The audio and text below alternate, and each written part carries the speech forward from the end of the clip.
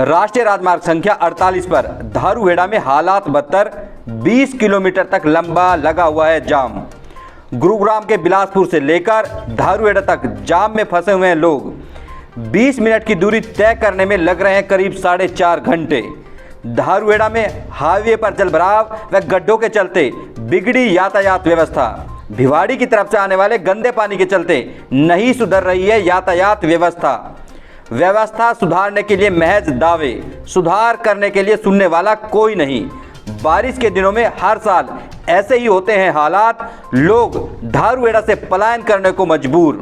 नमस्कार, दैनिक साथी के डिजिटल प्लेटफॉर्म में आपका स्वागत है। राष्ट्रीय राजमार्ग संख्या 48 पर धारूहेड़ा में हालात बद से बदतर होते जा रहे हैं। गुरुग्राम के बिलासपुर से लेकर धारूहेड़ा तक जाम लगा हुआ है। यह एक दिन की बात नहीं है, आए दिन इसी तरह के हालात रहते हैं।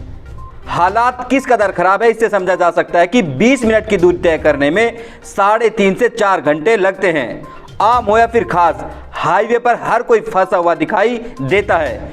कुछ लोग आसपास के गांव से होकर अपने गंतव्य तक पहुंचने का प्रयास जरूर करते हैं, लेकिन वह भी कहीं न कहीं फंसे हुए नजर आते हैं। यह पहली बार नहीं है। बारिश के सीजन में हर साल इसी तरह के हालात देखने को मिलते हैं। भिवाड़ी की तरफ से आने वाले गंदे पानी के चलते हालात और ज़्यादा खराब हो जाते हैं। हाईवे पर जल भराव के चलते बड़े बड़े गड्ढे हो रहे हैं। आप तस्वीरों में देख सकते हैं किस तरह से जगह जगह वाहन पलटे हुए हैं। छोटी गाड़ियां ही नहीं, बड़े बड़े वाहन भी पलटे हुए देखे जा सकते हैं। अब खबर में बढ़ते हैं आगे। देश की राजधानी से महज 60 किलोमीटर दूर राष्ट्रीय राजमार्ग संख्या 48 पर धारूहेड़ा औद्योगिक क्षेत्र के हालात बद से बदतर होते जा रहे हैं। हाईवे पर जलभराव के चलते यातायात व्यवस्था पूरी तरह से ठप है। जो भी इस हाईवे से गुजरता है पूरे सिस्टम को कोसने को मजबूर है। दावे तमाम होते हैं, लेकिन सूरत बदलने का नाम नहीं ले रही है। वहीं धारूहेड़ा के सेक्टर 4 की बात करें या फिर सेक्टर 6 की, चार ओर जलभराव देखा जा सकता है। हालात इस कदर खराब है कि जलभराव के चलते 80% लोग अपने घरों को छोड़ने को मजबूर हैं। लोग पलायन कर रहे हैं। जलभराव की स्थिति आप तस्वीरों में देख सकते हैं किस तरह से लोग गंदे पानी से गुजरने को मजबूर हैं। ऐसे ही हालात धारूहेड़ा नेशनल हाईवे संख्या 48 के हैं। एक सप्ताह पहले डीसी ने निरीक्षण जरूर किया, हालात सुधरने की बात भी कही, लेकिन नहीं हुआ कोई सुधार।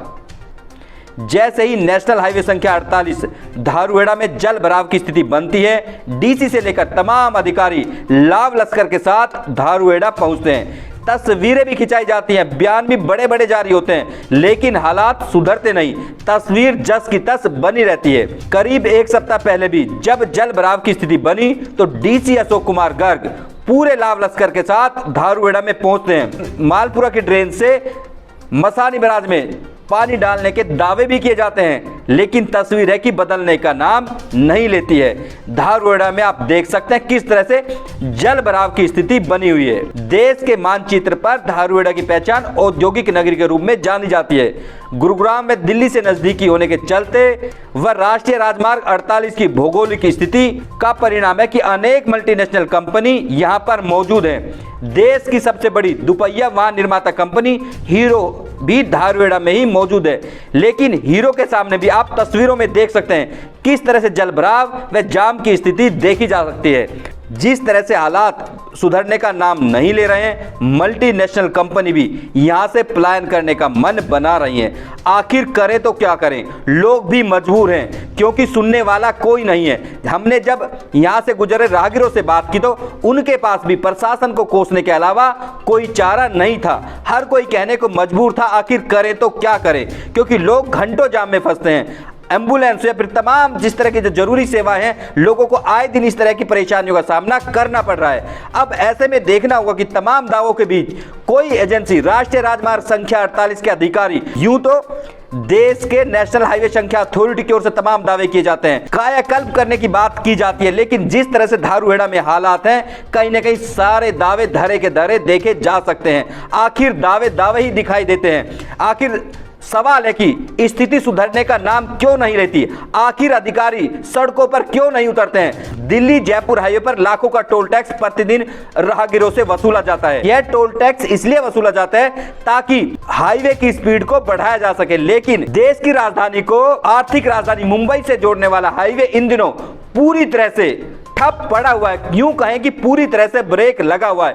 ऐसे में सवाल है कि आखिर टोल के नाम पर लोगों के साथ लूट क्यों हो रही है? जब सुविधाएं ही नहीं है तो टोल टैक्स लोग क्यों दे? यह भी एक बड़ा सवाल है। लेकिन फिर सवाल यही आता है कि सुनने वाला कोई नहीं है। आखिर सुधार कब होगा? यह भी एक बड़ा सवाल है। अब आपको दिखाते हैं कि राहगीर पूरी अपनी परेशानियों को लेकर क्या कहते हैं। बहुत बुरा हाल है और जब भी मौसम खराब होता है, बारिश होती है, सेम सिचुएशन यही रहता है यहाँ पे हमेशा।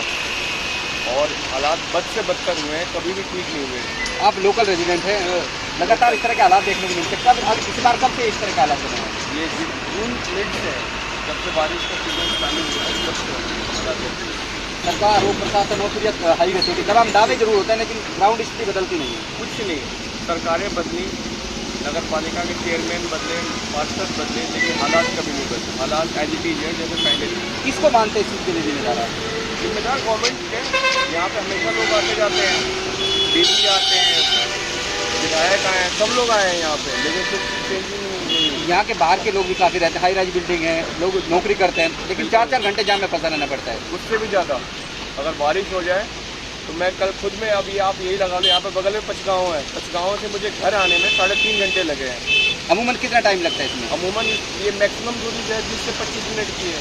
कुछ लोगों ने ध्यान से छोड़ना शुरू कर दिया कि बिल्कुल, आप ये बगल में हाउसिंग बोर्ड है, सेक्टर 6 है, सेक्टर 6 के अगर आप हालात जाके देखें तो जो ग्राउंड फ्लोर के मकान है, आज के टाइम में 80% मकान जो है वो खाली हो चुके हैं। क्या कारण है इसका? यही रीजन है, पानी का भराव, जल भराव। आखिर पानी का जो भराव है खत्म क्यों नहीं होता? दावे ही क्यों रहता है? एक उनके पास ड्रेनेज सिस्टम जो होगी, जो पानी भरा वो प्रॉपर ड्रेन हो सके। अपने आप देखते रहे आगे रहने वाले हैं, इस तरह के हालात इतने हैं, आप क्या कहते हैं?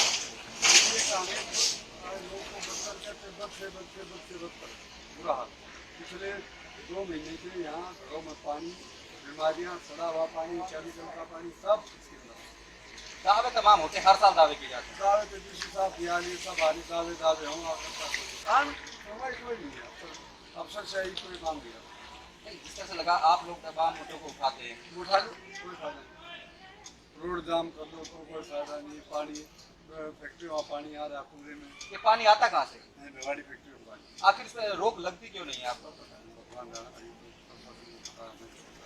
डीसी साहब भी कुछ दिन पहले आए थे। डीसी साहब भी आए थे, एसडीएम भी आया था और सीडीओ भी आया था, क्या बोलते हैं उसको, एक्शन भी आया था। एसडीओ बात पूछता नहीं, एसडीओ रिटायर हो गया, एक्शन भी रिटायर हो गया, जी है वो भगवान।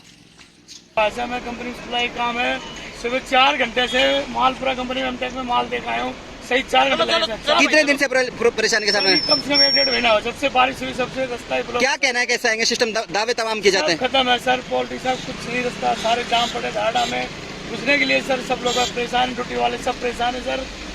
ड्यूटी जो गुड़गांव कर रहे हैं, धाड़ ड्यूटी कर रहे हैं, 6 घंटे लाइन में लगने, इतना बुरा हाल हो रहा है सर। आपसे रिक्वेस्ट है इसका समाधान करवाइए। बहुत जनता, आम जनता परेशान है सर। बिल्कुल 4-4 घंटे जाम में खड़े रहते हैं, गाड़ी को नुकसान हो रहा है। कभी कोई गाड़ी फंस गई नाले में, कभी कोई डूब गई। अभी 4 गाड़ियाँ नाले में डूबी हुई है सर। कब से यहाँ पे रहते हैं आप? किस तरह के धारूहेड़ा के हालात? धारूहेड़ा में सर रोड का तो बहुत ही बुरा हाल है।